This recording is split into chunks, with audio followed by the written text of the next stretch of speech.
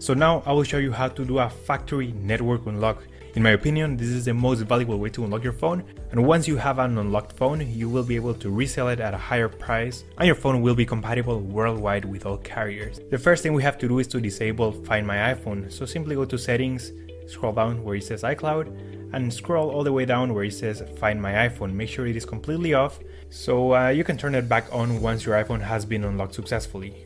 Alright, so then we have to get the IMEI number. Simply open your dial pad and type *#06#. So as you will see, your 15-digit IMEI number will appear. You can also find this number on the back part of the box of your phone or also in the SIM card tray. Alright, so this is by far the most important part of the whole unlocking process. Now keep this number somewhere close as we will need it in a few seconds to unlock this phone. Alright, so now we're gonna use the computer. iTunes saying congratulations, your iPhone has been unlocked. Boom, there you go guys, your phone is now fully factory unlocked and now it's compatible worldwide with all carriers.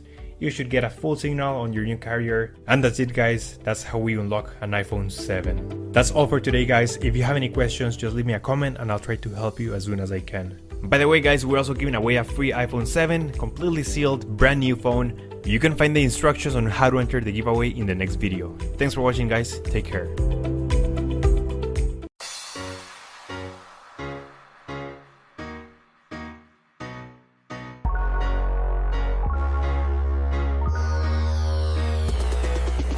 Salut les amis, c'est Jojo, j'espère que vous allez bien. Aujourd'hui, je vous propose de vous tester l'iPhone 7. Ah aussi pour info, j'ai pas été payé par Apple. Si je fais des placements de produits, c'est toujours indiqué. Bref, l'iPhone 7 c'est un très beau smartphone, classe, élégant, qui reprend le design de l'iPhone 6 et 6S. Seul changement à première vue, ce sont les barres à l'arrière qui ont changé de place, mais aussi l'apparition de deux nouvelles couleurs en plus du or rose et argent, le noir mat, ainsi que le noir de G qui me fait beaucoup penser à l'iPhone 3G, 3GS. Sinon, en ce qui concerne les connectiques, le port Lightning est toujours de la partie, mais le fameux port mini jack a été définitivement enlevé. Je vous rassure, pour les personnes qui utilisent des écouteurs ou casques avec fil, un adaptateur Lightning est fourni avec l'iPhone 7 et vous permettra ainsi d'utiliser vos appareils de son sans aucun problème. Dans tous les cas, je comprends tout à fait les critiques qu'a reçues Apple, car en soi ça perturbe nos habitudes, mais en soi je pense pas que c'est une si mauvaise idée que ça, et peut-être que ça va bouger des choses dans le monde des smartphones. Autre changement sur cet iPhone 7, c'est son nouveau bouton Home, qui cette fois-ci n'est plus physique,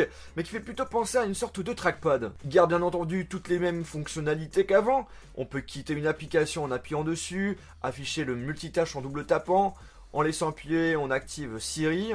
Et bien entendu, il est équipé d'un capteur d'empreinte digitale afin de déverrouiller votre iPhone avec sécurité avec votre doigt. Et au niveau de la rapidité, c'est pareil que sur l'iPhone 6S, c'est très rapide. Autre changement qui est très appréciable, c'est la qualité de son qui est bien plus supérieure que l'iPhone 6S et bien plus puissant dû à ses deux haut-parleurs offrant un son stéréo et qu'on n'avait pas avant. Ce son stéréo est très intéressant lorsqu'on regarde des vidéos, lorsqu'on joue à des jeux ou lorsqu'on écoute de la musique. Bien entendu, si vous n'utilisez pas vos écouteurs ou vos casques. Autre nouveauté sur cet iPhone 7, c'est qu'il est étanche avec sa certification IP67 qui lui permet donc d'être résistant à la poussière et à l'eau. On nous assure qu'il fonctionnera encore même après une immersion totale de 30 minutes avec une profondeur max d'1 mètre. Mais attention, ça ne veut pas dire que vous avez cette certification que vous devez vous amuser à mettre le smartphone dans l'eau. Surtout qu'il est impossible d'utiliser les boutons volume dans l'eau, donc ça veut dire que dans la logique, il n'est pas possible de faire des photos. Bref, cette certification est uniquement prévue lorsque par exemple, on fait tomber par accident son iPhone dans l'eau pour être sûr qu'il remarche par la suite. L'iPhone 7 a eu quelques améliorations au niveau de l'écran. On a des couleurs plus fidèles, une luminosité supérieure de 25% par rapport à l'iPhone 6S. Sinon on reste sur un écran 4,7 pouces avec une dalle IPS et d'une résolution de 1334 par 750 pixels. Cette année encore, Apple n'a pas voulu suivre ses concurrents qui proposent maintenant au minimum du Full HD, voire même du Quad HD sur leur smartphone. Bien entendu, on retrouve la nouveauté qu'on avait sur l'iPhone 6S, le 3D Touch. Pour résumer rapidement le truc, vous avez plusieurs capteurs sur l'écran qui permettent de détecter la pression de nos doigts. Et derrière, l'objectif c'est de vous offrir des fonctionnalités comme par exemple des raccourcis rapides dans des applications quand on appuie fort dessus. On peut prévisualiser des informations sans avoir à les ouvrir, comme des liens internet, des photos, des mails, etc. etc. Après, il y a d'autres fonctions comme par exemple passer d'une application à une autre qui sont en multitâche, juste en faisant une pression forte à gauche et un slide vers la droite. C'est pratique et rapide. Au niveau de l'appareil photo, il est équipé toujours de 12 mégapixels comme sur l'iPhone 6S, mais avec une ouverture plus grande, 1.8. Grâce à ça, il arrive à capter beaucoup plus de lumière que l'iPhone 6S et permet d'avoir un rendu plus sympathique avec des couleurs plus pétillantes et des photos en faible luminosité plus que convenables. Durant ma semaine de test, j'ai pu m'amuser à prendre plusieurs photos et j'ai été très satisfait de la qualité. En plus de cela, la mise au point est rapide et la prise photo également. Un vrai cheval de course. Pourquoi j'ai dit ça? Le système flash a aussi été revu puisque nous avons cette fois-ci 4 LED qui est largement plus efficace que sur l'iPhone 6S car les détails sont bien plus présents. On passe ensuite à la caméra frontale de 7 mégapixels avec une ouverture 2.2 qui va plaire notamment aux gens qui voulaient absolument avoir une amélioration à ce niveau-là. Parce que là, c'est vraiment le cas, on a des couleurs plus belles, un rendu plus net et un système flash en faible luminosité encore plus efficace. Seule critique que je peux faire, c'est l'absence du grand angle que j'aurais bien aimé avoir. Au niveau de la vidéo, avec la caméra arrière, on peut filmer jusqu'en 4K 30 images par seconde et il est équipé cette fois-ci d'un stabilisateur optique et non numérique. Les mouvements sont donc très peu présents et franchement la qualité vidéo est géniale et je pense que cette année encore l'iPhone sera le meilleur smartphone en vidéo. Et pour finir, on peut aussi parler de la qualité vidéo en caméra frontale qui est également pas mal et qui a été améliorée puisqu'on peut filmer en Full HD. Alors qu'avant c'était du HD. Chaque année on a le droit à un nouveau processeur, ici il se nomme A10. Et ce processeur fusionné avec iOS 10 permet à l'iPhone 7 d'être le smartphone le plus puissant qui existe aujourd'hui.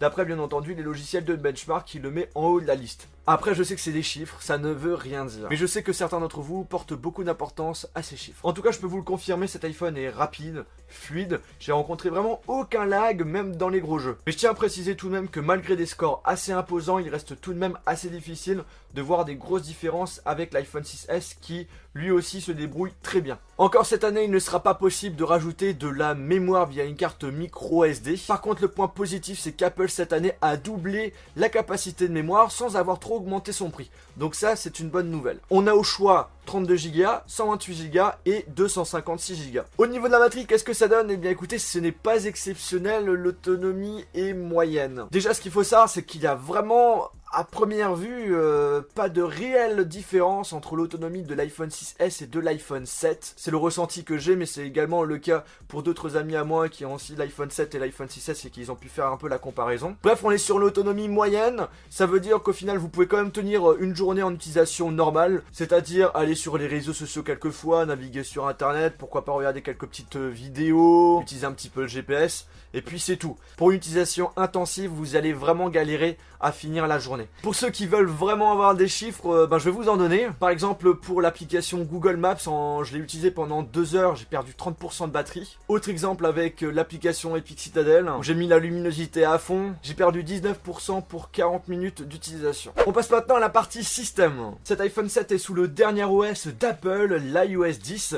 Et je vous le dis direct, le système est simple à utiliser, c'est intuitif, vous avez plein d'applications et de jeux sur l'App Store. Niveau contenu, il y a de quoi faire. Bref, là je vais vous lister les différentes fonctionnalités qu'on a sur iOS 10 pour que vous ayez une idée de ce que vous aurez. Déjà, première fonction toute bête mais pratique, c'est que votre iPhone s'allume dès qu'on prend l'appareil en main. Après, dans la partie lock screen, pour déverrouiller votre appareil, maintenant il faut appuyer sur le bouton Home, le slide n'est plus présent. Ensuite, tout à gauche de votre Springboard, et c'est pareil sur le lock screen, on retrouve tous les widgets. Alors qu'avant c'était directement dans la partie notification. Puis le Control Center a un peu changé avec notamment l'apparition de 2 nouvelles pages, l'une dédiée à l'application musique et l'autre à la fonction maison si vous l'utilisez. Alors qu'est-ce que c'est que la fonction maison ou encore appelée HomeKit? C'est tout simplement une application qui groupe tous vos appareils connectés de la maison. Ça va de la lampe connectée au contrôle des rideaux. En gros, si vous avez plusieurs accessoires connectés en rapport avec la maison, vous pouvez tous les ajouter dans l'application et c'est assez pratique car ça permet de tout gérer en une seule application. Pas besoin de télécharger une application pour la lampe, une application pour le radiateur. Tout est centralisé dans une seule application. Après, autre changement, c'est au niveau des notifications où on nous affiche plus d'informations.